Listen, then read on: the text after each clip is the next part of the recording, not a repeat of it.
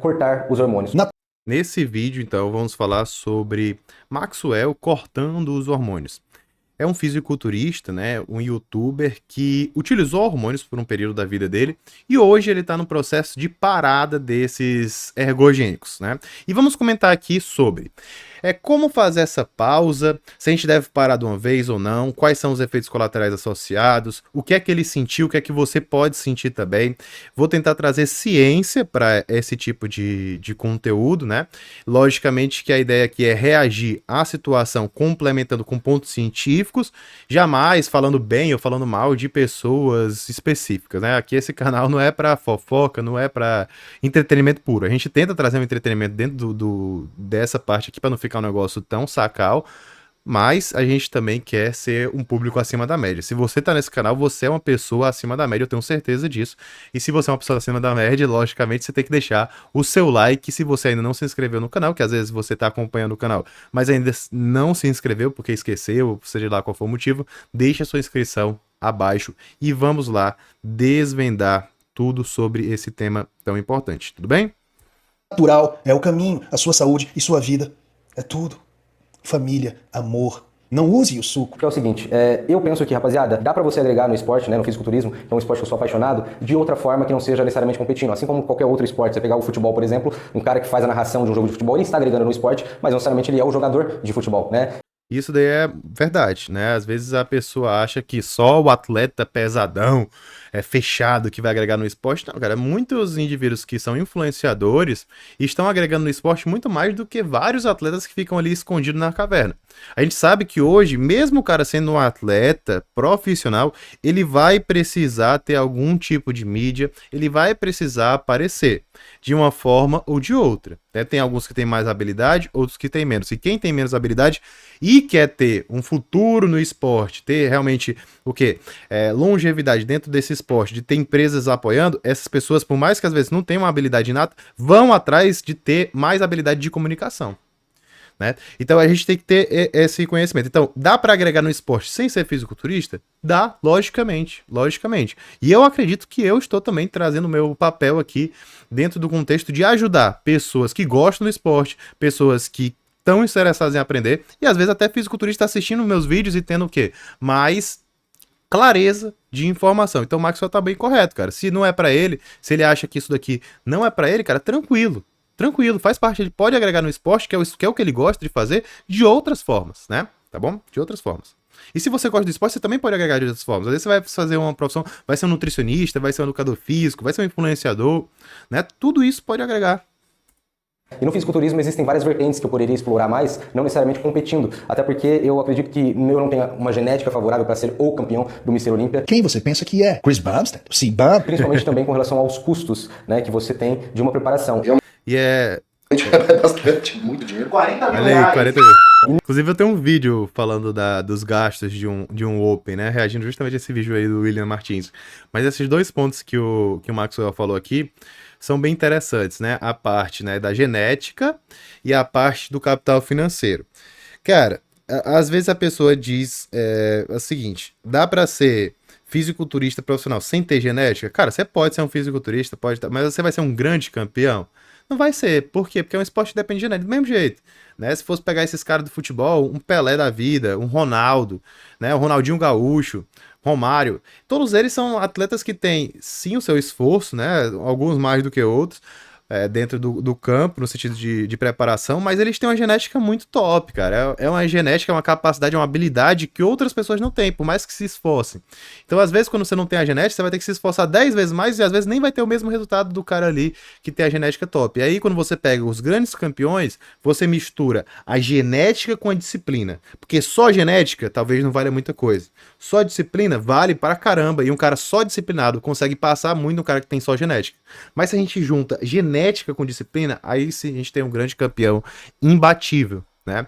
Imbatível. E outra coisa que ele pontuou aqui é o capital financeiro. Você está disposto, se você quer ser um atleta profissional, a gastar uma grana pesada todo mês? Porque assim, se você é um atleta profissional, você vai ter que gastar muito. Isso daí vai, se você é profissional, se você vive disso, você vai ter que dar isso, dar uma prioridade nisso. Logicamente, se a gente tá falando, por exemplo, no Rafael Brandão da vida, né, até o William Martins, eles são patrocinados, eles têm vários recursos adicionais que estão ajudando eles dentro desse processo. Até porque também é do interesse da empresa que esse atleta vá para frente, que esse atleta vença campeonatos, mas logicamente, como eu falei, não adianta só vencer campeonato, tem que também vender suplementos, né, de forma direta ou indireta com a sua própria imagem. Mas bacana. Não só aos custos, mas aos colaterais mediante o uso dos hormônios, porque antigamente eu tinha a ilusão, né, quando eu era mais novo, de que se eu tivesse dinheiro eu conseguiria pagar um bom médico e aí automaticamente eu estaria livre dos colaterais. E não é bem por aí. Isso daqui é uma grande ilusão, realmente, porque às vezes a pessoa pensa, cara, eu vou no médico e aí eu não vou ter efeito colateral usando esteroide anabolizante. Isso é verdade? Aí não é verdade, né? Um bom médico, um médico capacitado, ele consegue cuidar da sua saúde, consegue talvez evitar alguns colaterais e amenizar outros. Mas não existe uso 100% seguro. Na verdade, qualquer tipo de medicamento tem seus efeitos colaterais. Com esteroide anabolizante não é diferente. E se a gente está pensando numa dose suprafisiológica, uma dose capaz de promover um anabolismo mais significativo, a gente está falando de aumentar a proporção de resultado para aumentar também a proporção de efeitos colaterais. Então os potenciais colaterais são maiores. É lógico que se o indivíduo usa uma dose muito alta, usando por conta própria, medicamento clandestino, de mercado paralelo, de forma totalmente irregular, ele vai ter muito mais efeitos colaterais. Associando em uma polifarmácia cheia de medicamentos, aí você nem sabe. É colateral de tudo que é canto. Com um acompanhamento médico, isso tende a reduzir, mas não existe uso 100% seguro. Eu sou médico, eu tenho que ser sincero aqui com você, não adianta ficar mentindo, não tenho interesse nenhum em querer enganar você, né? O que eu quero realmente é trazer a verdade. Inclusive, se você é médico profissional da saúde, quer tratar o usuário de esteroide anabolizante com assertividade e transparência, te convido a conhecer o meu curso Guia do Anabolismo Consciente. Vou deixar o link aqui na descrição. Mas muito bacana essa ponderação, porque realmente é uma ilusão que muitas pessoas têm, mas colateral vai ter, independentemente de acompanhamento médico ou não. O que o médico vai fazer é evitar que você se ferre todo usando coisa de forma aleatória zona. A mesma coisa. Você poderia levar uma facada, né, e procurar um médico para fazer, né, um procedimento cirúrgico, ver direitinho como é que tá sendo ali para retirar essa faca, ver se não teve uma perfuração de órgão, ver se tá tudo bem, ou você pode do nada tirar ali e viver normalmente por conta própria, ou procurar o traficante da esquina para lhe ajudar. Isso não vai ajudar e você provavelmente vai acabar indo a óbito se fizer isso, então tem que ter muito cuidado. Que as coisas funcionam. Na verdade, você tendo condições de pagar um médico, obviamente que é melhor, porque você tem um controle, consegue fazer um monitoramento da sua saúde melhor, mas ainda assim você vai ter um colateral ou outro, porque não existe almoço grátis na farmacocinética. Acho que quem fala assim é o Leandro Twin. Uma vez eu assisti um vídeo dele. É bacana, cara, isso é verdade. Ele pontuou justamente o que eu acabei de dizer. Isso é verdade. Ele falando isso é verdade. Eu venho conversando bastante com as pessoas do meio que entendem disso, e uma delas é o Ciro. E, cara, uma coisa que é fato é que se você aumenta o seu nível de testosterona, isso eu não tô falando dos outros hormônios, né? Dianabol, boldenona, pregolona, mas só a testo elevada por si só já te torna uma pessoa mais agressiva, né? Você fica com a libido mais alta e tudo mais. Aumento de testosterona gera, no mínimo, o quê? Assim, quando a gente tá pensando em efeitos colaterais neuropsiquiátricos, a gente tem que ter muito cuidado, né? Porque existem muitas extrapolações, mas existem muitas coisas que têm fundamento também. O que acontece? Uma dose suprafisiológica de testosterona pode aumentar a irritabilidade, realmente, e de outros hormônios, principalmente trembolona. A gente pode aumentar a agressividade? Cara, pode, né? Mas não é uma coisa que a gente vê com tanta frequência no sentido de, o cara vai ficar super agressivo. Não, a gente pode aumentar um pouco a agressividade, reduzir o limiar de agressividade daquele indivíduo, então pouca coisa ele já pode explodir, principalmente com hormônios, como eu falei, como a trembolona, mas não é que um cara normal vai chegar e vai sair batendo em todo mundo. Uma pessoa que já tem uma tendência natural a ser mais agressiva, a ser mais irritada, talvez isso piore, né? É diferente do contexto de reposição de testosterona. Quando a gente repõe a testosterona, a gente melhora o humor desse indivíduo, a gente diminui a irritabilidade e faz com que ele tenha uma vida mais longeva. Então, a pessoa que tem deficiência e repõe, ela tem benefícios a nível do sistema nervoso central. Quando a gente usa doses suprafisiológicas, a gente pode ter uma piora, né, do ponto de vista de sistema nervoso central. Agressividade. E ela potencializa sistematizações. Então, se a pessoa ela é uma pessoa mais tranquila, ela vai ficar muito mais menos tranquila. Se ela é uma pessoa agressiva, ela vai ficar muito mais agressiva. Você entende? Mas não é tomando o texto que uma pessoa sem tendência suicida vai se suicidar. Já com treino. É exatamente isso, né? Quando a gente tá falando de efeitos colaterais neuropsiquiátricos, é a exacerbação do que você já é. Por isso que eu falo, O colateral, ele depende de quê? Ele depende da dose, do tempo de uso, da suscetibilidade individual. O que é suscetibilidade individual, Gabriel? É a genética que o indivíduo tem para ter aquele colateral. Então, às vezes, o indivíduo, né, não vai ter problema nenhum com acne, com espinha, mas ele vai ter uma queda de cabelo absurda. Às vezes, o indivíduo não vai ter problema nenhum com ginecomastia, mas ele vai ter uma alteração neuropsiquiátrica de ficar agitado, de ficar mal-humorado demais. Depende da pessoa. Tem como eu prever isso? Cara, numa anamnese, que eu avalio o paciente de forma global e vejo o passado dele, eu consigo ter alguns tipos de insights pela minha experiência também. Mas eu não tenho como garantir de dizer, não, você vai ter esses colaterais aqui. Não, mas eu consigo imaginar o que pode acontecer, né? Que geralmente eu acerto. Dengue, Poderone, isso pode acontecer. Não é tomando texto, não é tomando citrato, tá? Que uma pessoa vai ter paranoia. Não vai acontecer, porque isso não é no sistema nervoso central. Você entende? Agora, ela afeta o psicológico e muito, mas muito. E analisando a minha vida, eu tive uma infância bem conturbada, meus pais brigavam muito, já tenho esse estresse crônico, sabe, de família, minha mãe é muito estressada, meu pai é muito estressado, e eu sinto que utilizando os hormônios, eu lembro muito bem de como era a minha cabeça antes de começar a usar os anabolizantes e agora, e eu sinto que eu sou muito mais pavio curto, eu sou muito mais estressado, muito mais impaciente e... Você vê que ele já tem uma tendência natural a ter um desequilíbrio, né, em relação a comportamento, em relação ao humor.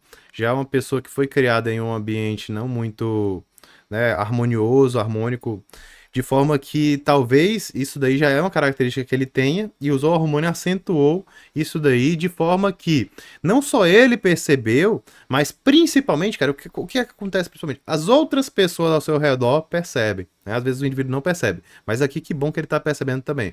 Mas assim, as outras pessoas ao redor percebem e isso daí afeta demais a qualidade de vida das pessoas. A gente vive em sociedade, a gente não vive sozinho. Então a gente tem que se preocupar sim com a nossa relação com os outros indivíduos, tudo bem? Eu já tenho certeza que isso tem a ver com os hormônios, né? E não querendo ser um atleta profissional de fisiculturismo, não há necessidade de ficar utilizando os hormônios, porque vai ter o colateral. Hoje em dia, além de uma excelente genética para a construção de músculos, você tem que ter a mais importante, a genética de resistência ao abuso de drogas. Isso é verdade, né? A gente fala de genética, quando a gente tá falando de fisiculturismo profissional, a genética não é só de responder bem do ponto de vista anabólico, então de ter muito efeito positivo, é de também ter muita resistência a alguns tipos de colateral. Logicamente que às vezes o indivíduo tem muita resistência a um tipo de colateral e não tem a outro, e aí acaba se prejudicando por causa do outro. Mas geralmente atleta profissional, esses atletas de ponta, muitas vezes são pessoas geralmente bem mais resistentes. E lógico, né, que tem um acompanhamento médico, eles não vão ficar fazendo as coisas alheias se eles estão querendo viver mais tempo, né, por mais que eles saibam que vão estar pagando com a vida de alguma forma. A genética de resistência ao uso contínuo de esteroides anabolizantes. O suco é cruel. Então eu comecei esse ano com a intenção de competir, comecei o meu off no mês 3, né? Faz mais ou menos uns 3 dias que eu tomei essa iniciativa, então eu já cortei os... Então assim, ó, gente, o que a gente tá vendo aqui? O indivíduo que usa anabolizante já há algum tempo, tá? E ele tá há 3 dias da decisão de que decidiu parar. Veja, é um tempo pequeno, né? O que acontece? Muitas das vezes o indivíduo acaba ficando dependente do esteroide anabolizante e volta a utilizar. Eu espero que não, espero que fique tudo bem. Mas a gente tem 3 vias importantes, tem um vídeo completo aqui sobre dependência de esteroide anabolizante, mostrando por que o esteroide anabolizante causa dependência, né? Potenciais explicações, na verdade. Mas assim, eu espero realmente que ele consiga parar, né? Os hormônios que eu estava utilizando, eu estava com Decadura e Dianabol 3 vezes na semana, uma dosagem extremamente baixa, porém o suficiente. Decadura e Dianabol 3 vezes na semana, né? Não sei qual é a miligramagem de cada um, mas não é tão baixa assim não, gente. Se é 3 vezes na semana, no mínimo ali, talvez a de Deca tenha 100 miligramas, de Dura 125 e de Dianabol tá usando injetável, ou oral, né? Mas 3 vezes na semana não vai ser tão baixo assim não. Por isso que eu vi. O que a galera diz que tá usando de low dose, não é tão low dose assim não, gente. Não é tão low dose assim não. Lógico que comparado a um fisiculturista, o que a galera às vezes abusa no meio pode ser baixa, né? A gente não pode botar isso como um padrão não, gente. Suficiente para elevar o meu nível de estresse e tudo mais, então eu decidi que eu ia cortar e fiquei apenas com a texto por enquanto. E aí o que é que ele fez? Ele parou com esses esteroides e ficou só com texto. Provavelmente ele ainda tá com dose suprafisiológica, provavelmente em doses de cruise. Não tem como eu saber, ele não falou de dose aqui. Isso daí é uma estratégia que tem sentido? Cara, tem sentido. Por quê? Porque é o seguinte, o indivíduo ele tá acostumado com carga androgênica X, né? E o corpo dele já criou o mecanismo para aceitar aquela carga androgênica como sendo como o novo normal para ele. Se a gente tira o esteroide de uma vez, a gente pode ter uma redução drástica, principalmente do humor e da libido, tá? O que pode causar mais dificuldade numa descontinuação de longo prazo. Então, a gente fazer um processo de redução gradual de dose, mantendo, por exemplo, só a testosterona no caso dos homens, pode ser uma estratégia viável, sim. Logicamente, né, que tem que ser algo com acompanhamento médico de perto, porque o indivíduo pode ter um tipo de recaída, né, vamos dizer assim, como acontece com outros tipos de medicamentos de abuso, né, que a gente sabe que acontece. No futuro próximo, quem sabe eu não tire texto, mas agora o meu foco de vida vai ser outro, certo? No caso, ele tá querendo também tirar texto, né? Ou talvez ele vá só manter, não sei a dose, e assim, a princípio, né, se a gente tá falando de uma pessoa jovem saudável, não tem sentido, por exemplo, fazer uma TRT, uma reposição. Se eu tô falando de uma pessoa jovem saudável, a princípio esse testículo dele é funcionante, e a gente vai tentar fazer uma TPC. Então, o que é que seria mais racional? Usou o esteroide, a gente vai suspender talvez. O cara é usuário crônico, reduz a dose, mantém só texto. Depois dessa manutenção da texto, a gente tenta fazer, por exemplo, uma redução um pouco maior e aí fazer uma TPC. Ficar mantendo dose de TRT talvez não seja muito inteligente, né? Porque você vai estar com o teu eixo suprimido mais tempo, de forma desnecessária, sendo que a mesma dose que teu corpo naturalmente poderia produzir se não estivesse utilizando nada e ainda tá utilizando alguma coisa. Não tem muito sentido, tá certo? Inclusive, gente, essa parte de dependência é algo extremamente importante. Para esse vídeo, era isso que eu queria trazer. A gente não precisa também desmiuçar tudo, mas a gente já falou demais, já falou bastante coisa. Tenho certeza que agregou aqui na tua vida, trouxe insights. E eu quero te deixar aqui um vídeo completo sobre esteroide anabolizante e dependência. Cara, tenha certeza que isso daqui vai te ajudar. Você precisa saber disso, você precisa entender os potenciais mecanismos para não se ferrar, tudo bem? Assiste lá, te espero lá e um grande abraço.